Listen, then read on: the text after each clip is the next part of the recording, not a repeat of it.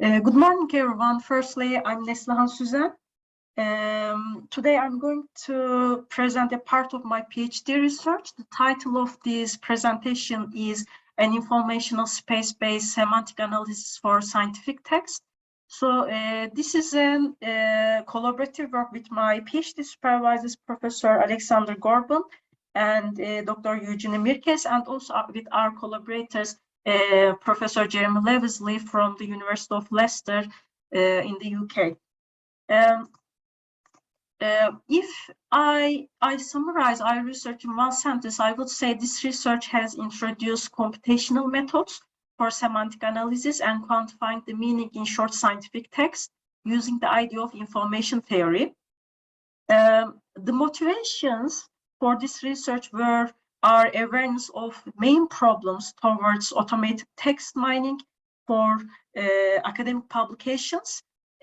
Specifically, we work with abstract of papers and quantifying the meaning in academic text. So the first motivation was that the existing computational schemes to represent the meanings were not efficient to extract scientific specific meanings for academic text in English. To the best of our knowledge, we didn't know any semantic-driven representation methodology developed for scientific text. And the second motivation was that when we went deeper in investigation the meaning of the meaning, we realized that general purpose word representation methods didn't take the relativeness of the importance of a word across scientific categories into account.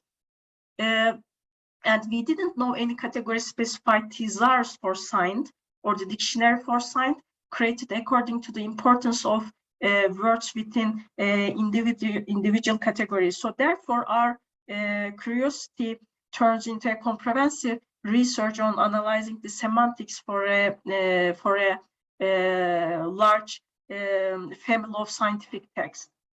So the big question that I will be answering during this presentation is how do we represent scientific specific meanings for academic text in English? So of course it's sensible to start with to understand what is the meaning of the meaning. So this is a topic that has been extensively discussed by philosophers, linguistics, psychologists, computer scientists in order to build common sense knowledge bases. So we start with Wittgenstein formulation. Wittgenstein formulates the meaning as meaning is a use. So the meaning of a word is its use in the language. So according to Wittgenstein, words are unspoken sounds or marks on papers. When investigating the meaning, we must look at and see the variety of uses to which the word is put, which means that actually the meaning, the word actually, rather than what you say, it's the way you say it and the context in which you say it. So in the communication, the word has meaning in the context in which you say it. So actually, we actually describe situations using the word in a particular context. So situations are parts of, we can consider the situations as a parts of world, like maybe events, objects, or contexts that we are using. So okay, so sorry. So as we work with scientific text to understand the concept of a word meaning for scientific text, we first look at the basic schemes for act of communication. If you look at the idealized scheme of the act of communication, we see two representations of the situations on senders and receiver's blackboard. Basically, a text related to first situation is generated by the sender. This could be, for example, author of the paper. So this text is transmitted to the receiver and transformed by the receiver into a representation of a situation on the blackboard. So, but here the senders and receivers representation never coincide. And we consider the chain representation 1, text, then representation 2, and the translation between them. The meaning can be understood if and only if the translation operations are created between these representations. So this is very basic scheme, but this scheme is sufficient for our analysis of the meaning for scientific text. And for our word of scientific text, we analyze the relation between text of messages and representation of situations for scientific text. And for our case, representations must be standardized and expressed in a form of diagrams or other means to be able to apply computational methods. At this stage, to standardize the representation, we characterize a situation behind the text by the set of categories, categories or subject categories. For us, situation of use for scientific text is related to use of words with their meaning in scientific categories. When I say scientific categories, I mean the categories like mathematics, physics, applied mathematics, or medicine, something like that, or literature, something like that. So these categories, in our case, because we are working with academic text, these categories can intersect. So one text can belong to several categories because, for example, one text, if researcher works on, for example, applied math, but medical applications of the research. So this could belong to applied maths and medicine, for example. So in our research, we followed the road you are seeing on the bottom of at the bottom of the slide, corpus of text and categories. Then we create meaning space for words. Then we create a geometric representation of the meaning of text.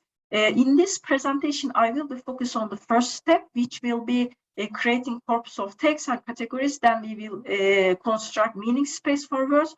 The other step is also completed, but this was a part of my PhD research, but I will be focused on only the first part for this presentation. So to follow this road, we need a triad. So basically text, dictionary, and multidimensional evaluation of the situation of use presented by the set of categories. So in this research, short scientific texts are abstract of research articles and proceeding papers that we created, and we collected these papers in the Leicester Scientific Corpus. These texts are extracted from the Web of Science website. And the second element is Leicester Scientific Dictionary-Core. So we created this dictionary based on the corpus, Leicester Scientific Corpus.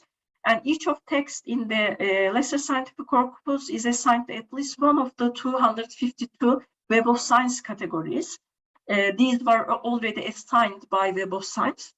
And we characterize the research situations behind the text by 252 binary attributes. These are scientific those categories. Later on, when I explain meaning space, you will see that we will use 252 binary or scientific categories as the dimension of the vector space. So we will be representing the meaning in this vector space then. The characterization of the word meaning in a metric space was the first stage in quantifying of, So, yeah, okay. So now I will start introducing the information space of meaning, which we call it a meaning space. So once we let me just go on this slide. Okay, so to introduce the meaning space and calculate the relative information gains to create our meaning space, we consider two binary attributes of text for a given word and category. So the first one is CK and the second one is VJ. Our corpus is a probabilistic sample space. Basically, elementary results is each of elementary results actually is a random selection of text from our corpus. So we created these two attributes based on this text in our corpus. The first attribute is these are binary attributes which can take 0 and 1 only. So the text D is in the category CK. Attribute values will be 1 if the text is in this category CK, C1, C2 to C252 actually, because we have 252 categories. And no, if it's no, the value will be 0.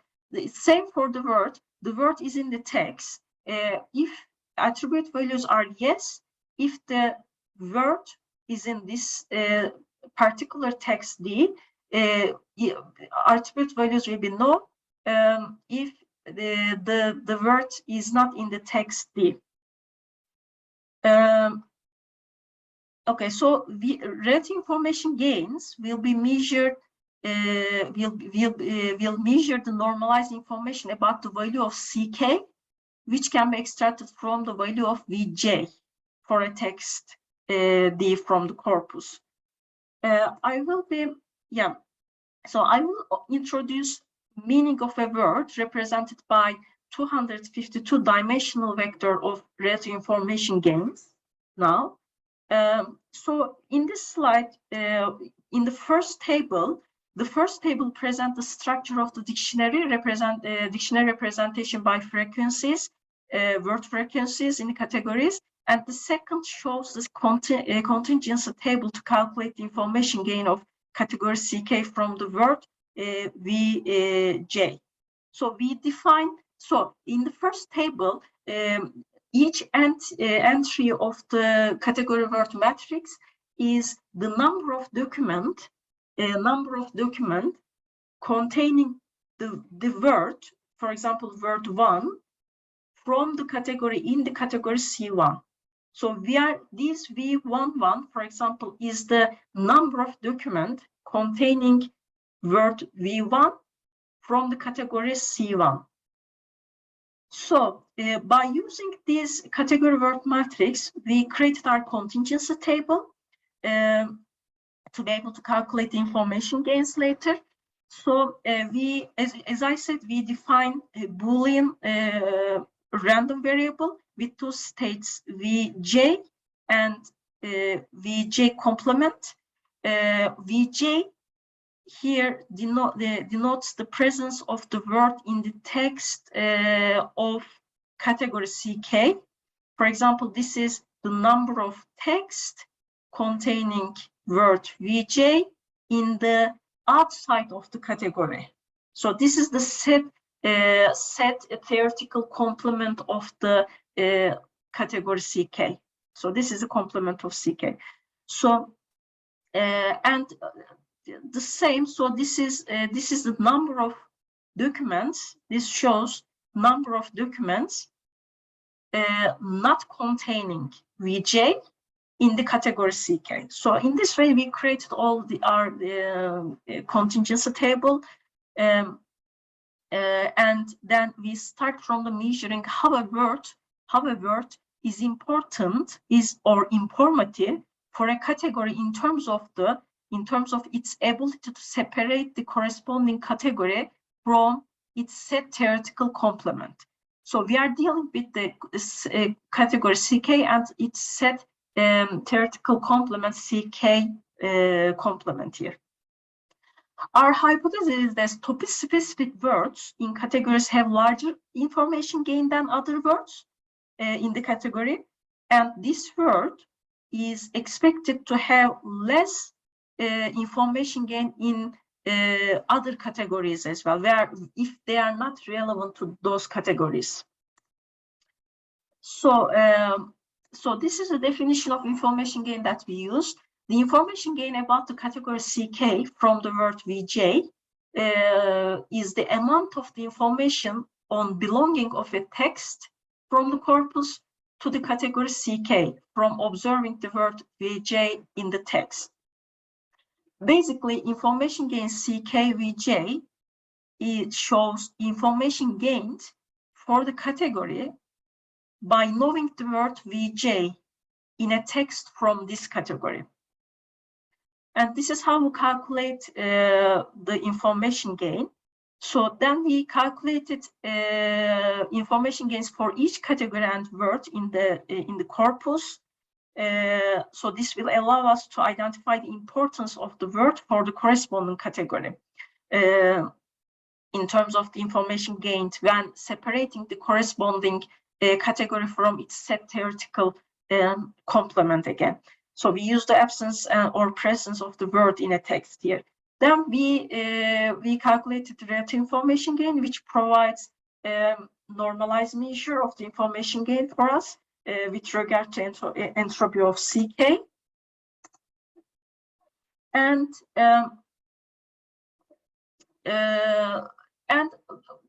this table, in this table, you see the structure of the word category relative information gain matrix. So basically, for each word and category, we have relative information gains calculated, and for each word, now we can represent each word as a vector of these relative information gains for each word.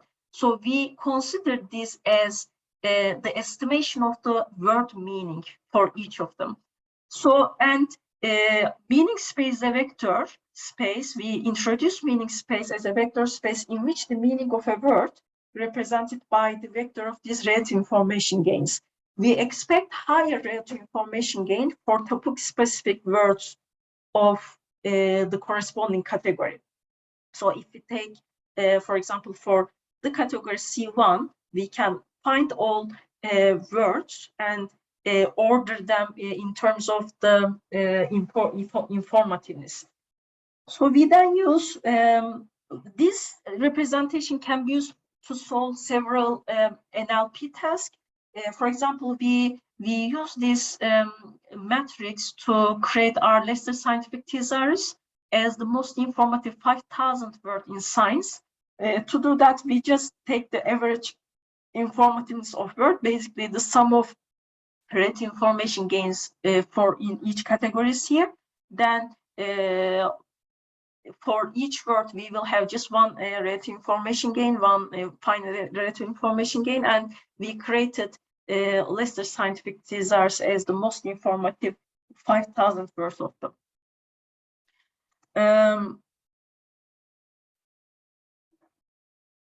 Okay. This is the, after calculating relative information gain, this is our result. So in the figure, I presented word clouds for the category mathematics. So basically, these are the top 100 most informative words. First one is defined by the relative information gain that we use, and second is just raw frequencies.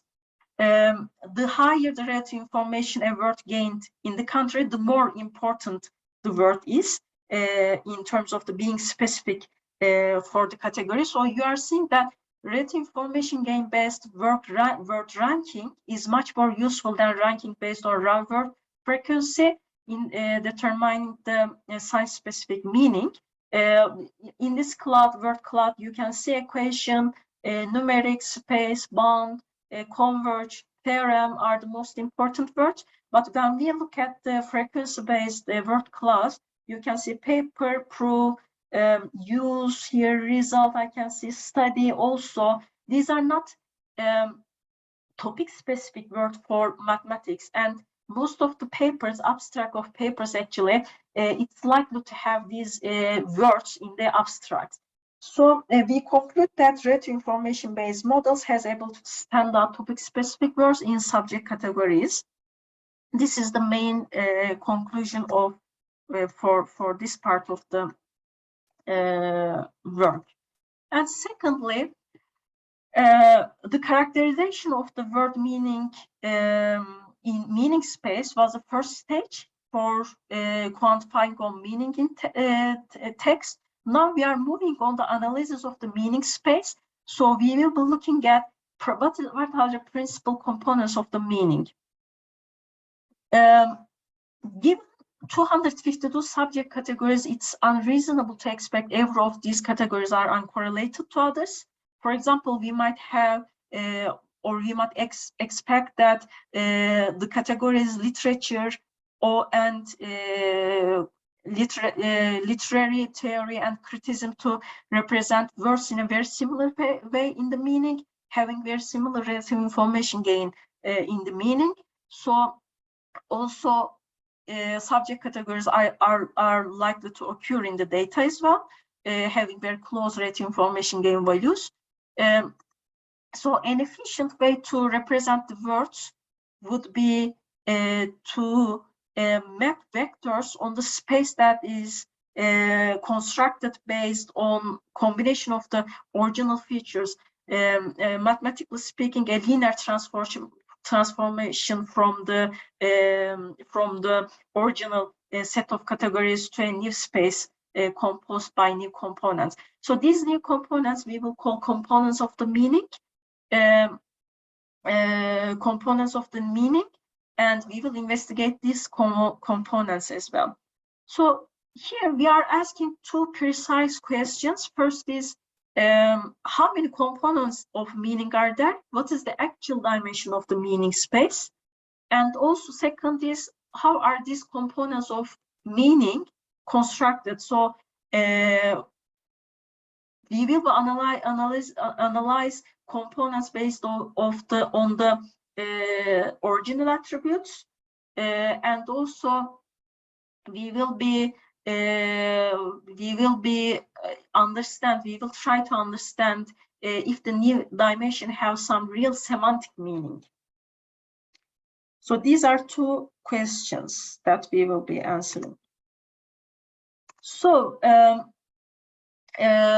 we performed principal component analysis on our meaning space with the Leicester Scientific Thesaurus, only using the 5,000 scientific words, and we reduced the dimensionality of the space to 61, 16, and 13 principal components. So we use different methods, 3 methods to decide the optimal number of PCs here, and the smallest, the lowest number of PCs was 13 here, using the PCA conditional number algorithm. So here, after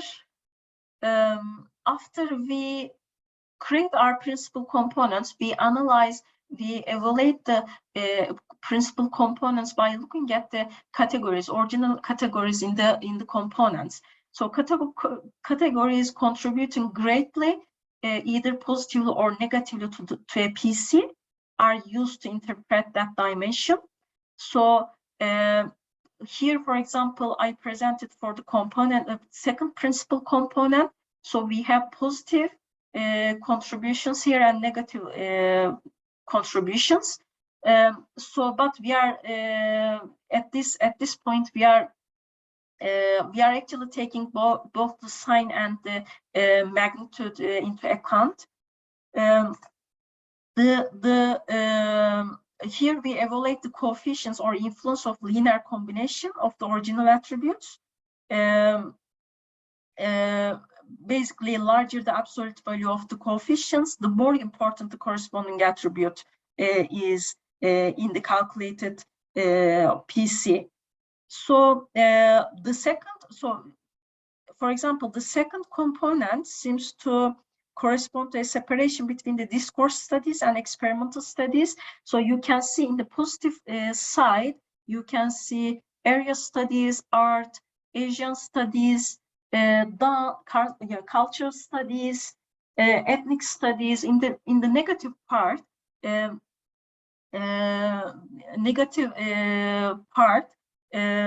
more related to engineering and natural science, like for example, freshwater biology, here medicine, surgery, and so on. So this is how we evaluated dimensions to understand if the dimensions, if these new PCs make sense in terms of the semantic meaning. So and we suggested qualitative meaning for the first 5 dimension. The first dimension was just magnitude of the contribution from all categories. So we didn't see any specific distinguish between categories.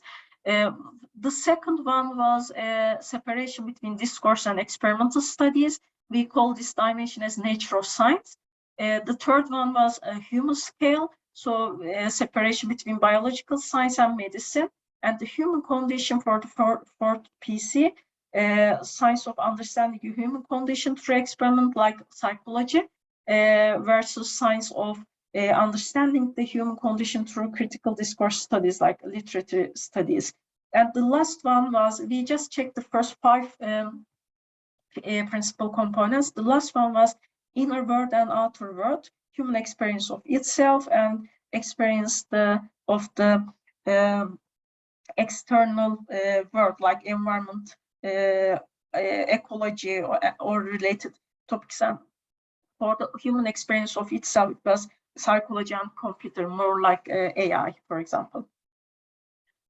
Yeah, that is and very briefly, I will just summarize the novelty and the contribution.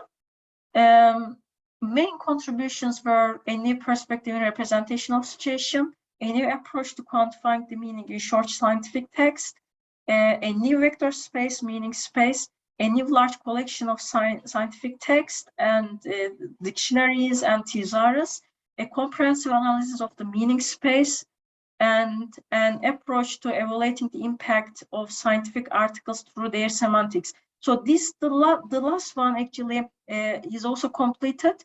So we use basically this meaning space, create meaning space to create a space for text representation. Then we use this text representation for text categorization task, which we try to predict the impact of or citation of the scientific article. So we apply text, we categorize text as highly cited papers or less cited papers. So we use this approach for text categorization task as well. So the feature work, how to make best use of the informational semantics in different NLP tasks is an open question.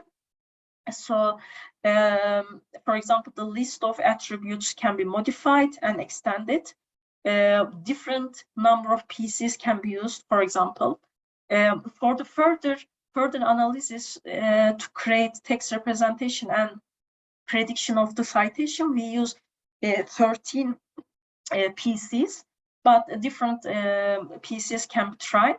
So another focus of the research could be to study more complex models, for example, co-occurrence of words or the combination of word meanings in different ways. The analysis of dictionaries hasn't finalized. For example, we have non-informative words like use, study. This can be also analyzed. And automated evaluation of the potential impact of research article through their semantics. So this work actually has been published as well. So if you are interested, I include the link in the in the presentation. So these are publications, and these are data sets we use. Yeah, thank you.